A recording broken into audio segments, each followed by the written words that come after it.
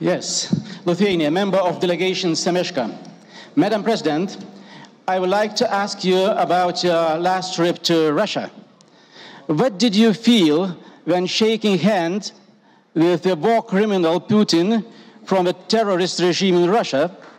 What especially mandated you, who especially mandated you to represent the IPU, and what benefit did this visit bring to democracy and not to Russian propaganda?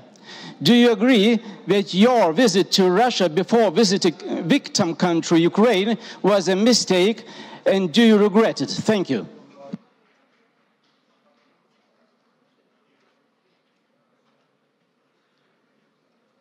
I will now give the opportunity to Ukraine. You have 2 minutes. Finally. Madam President, I will try to be as short as possible because I value our time and time of all our colleagues. You reported that you met with Putin. I want all of us to know that it happened just a few days after Russian missile destroyed the famous children's hospital Ohmedit in Kiev. Just a few days. And because of that, I have a few simple questions to Madam President.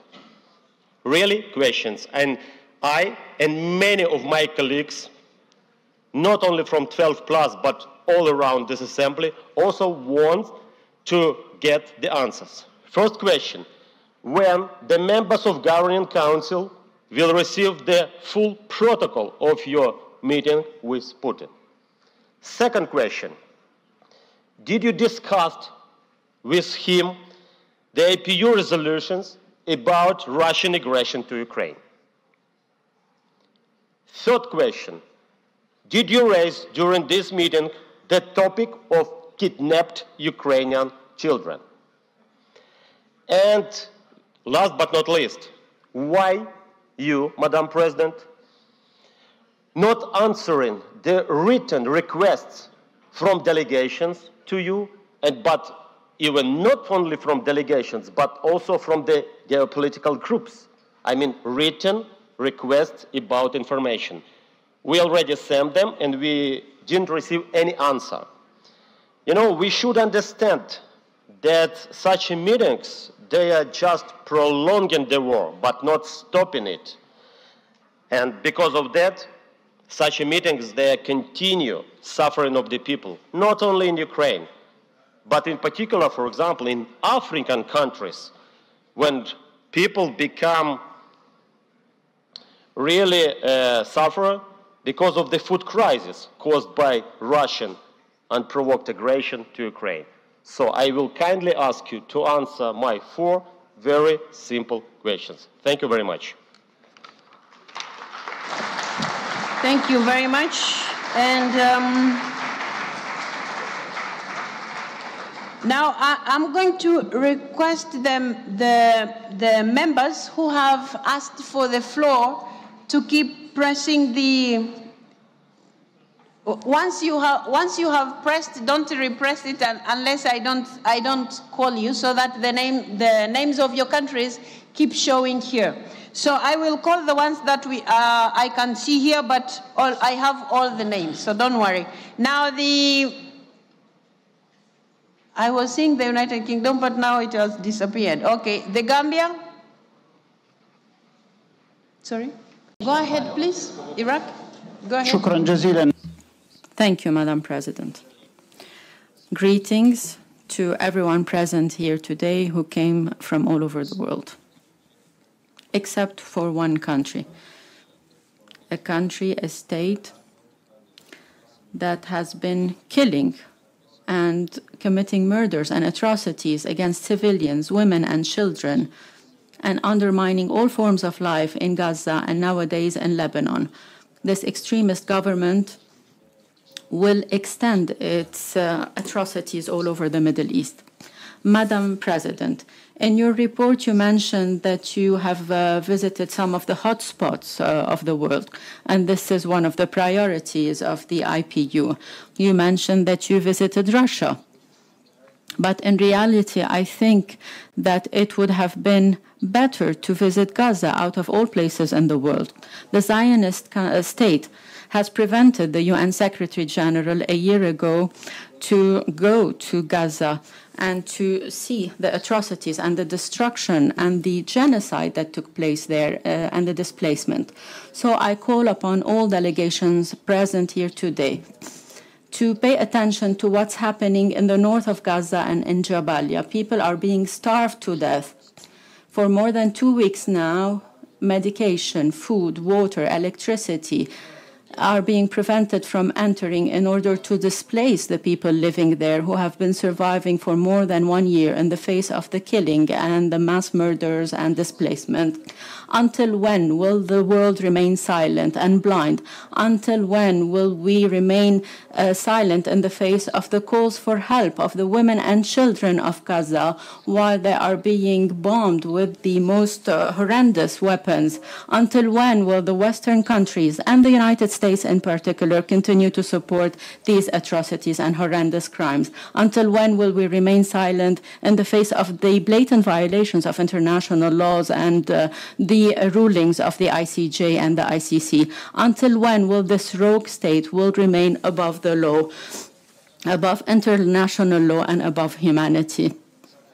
They are spreading publications here about a number of hostages or people that are being detained by the resistance, and they completely forget the remains of children and women that remain under the rubble. Madam President, I call upon you as representative of the parliaments of the world to visit Gaza and the south of Lebanon, and I hope that we will stand in the face of this international terrorism. Thank you.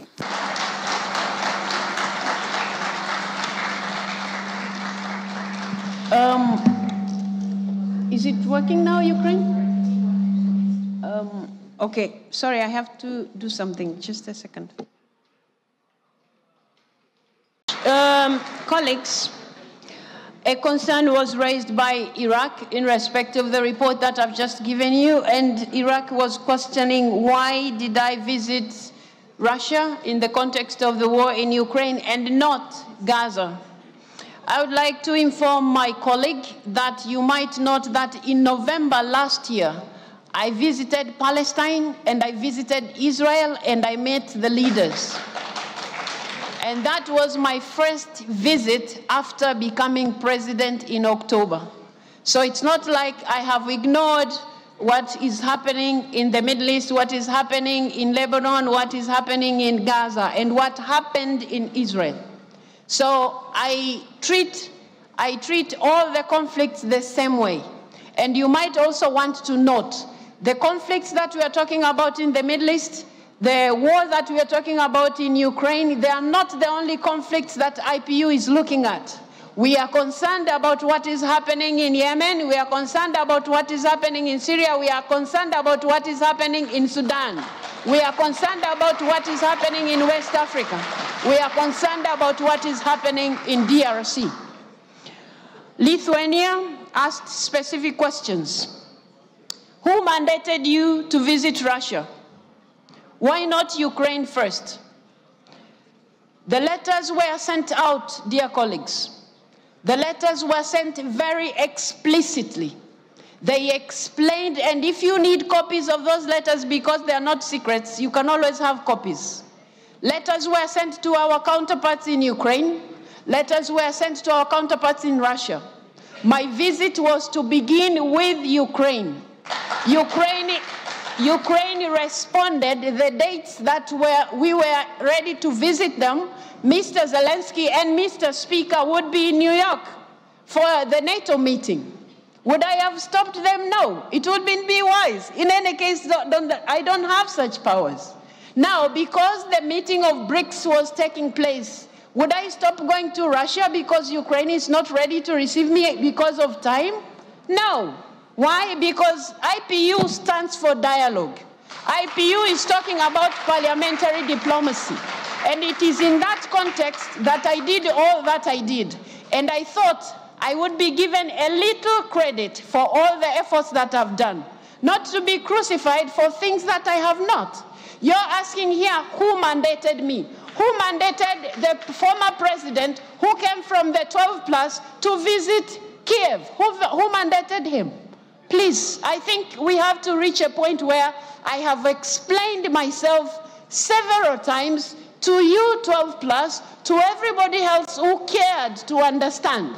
If you have a feeling like I went to Russia without going to Ukraine first, I have told you several times, letters were sent out. I wouldn't turn out my visit to Russia because I'm unable to reach Ukraine. You didn't ask me similar questions when I visited Israel, did you?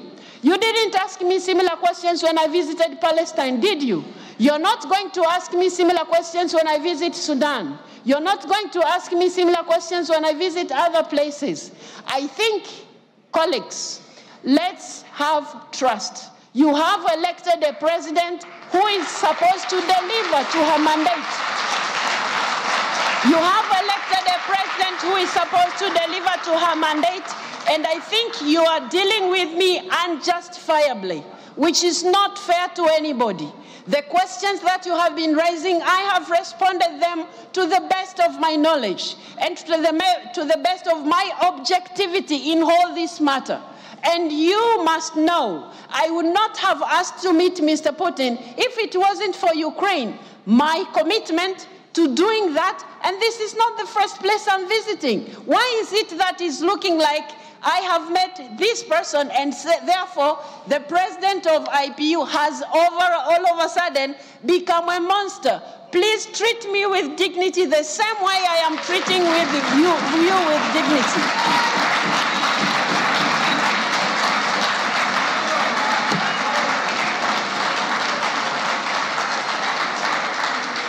I will at all times advance parliamentary diplomacy. I will at all times give respect to the ideals of IPU, but I request you members to also accept I'm not God, I'm not an angel, I'm only human, I'm doing what is possible within my powers.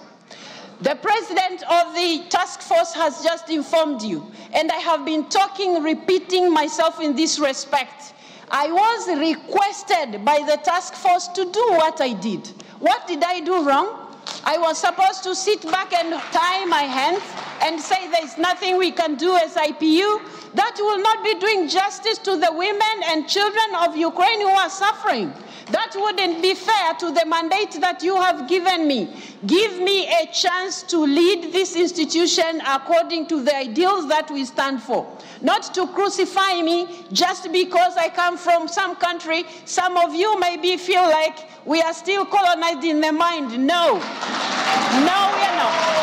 No, we are not. So please, let's respect each other.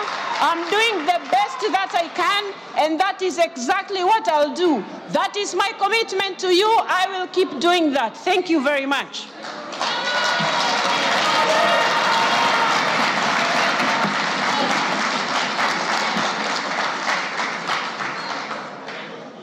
Some issues have been raised here, very specifically wanting me to say, somebody said they want the full record. I did not record the meeting, so I don't have that record. Secondly, the resolutions were they have been shared several times, and I also mentioned them. Kidnapped children that are in Russia, that is an important issue to IPU. We have been working together with the task force, and we will keep working together to make sure children are returned to Ukraine. You have talked about written requests. I have responded to every request that comes to me. The good thing is when they come to me, they go to the Secretary General as well. There is no secret about this thing. If anybody wants more information, we have a whole file of all the communications. On the other hand, I have been asked here, Denmark asked me why I visited Russia while I haven't visited Ukraine. I have already expressed what actually happened. I believe, dear colleagues, this explanation puts at rest this matter so that you let me lead the institution you entrusted me to.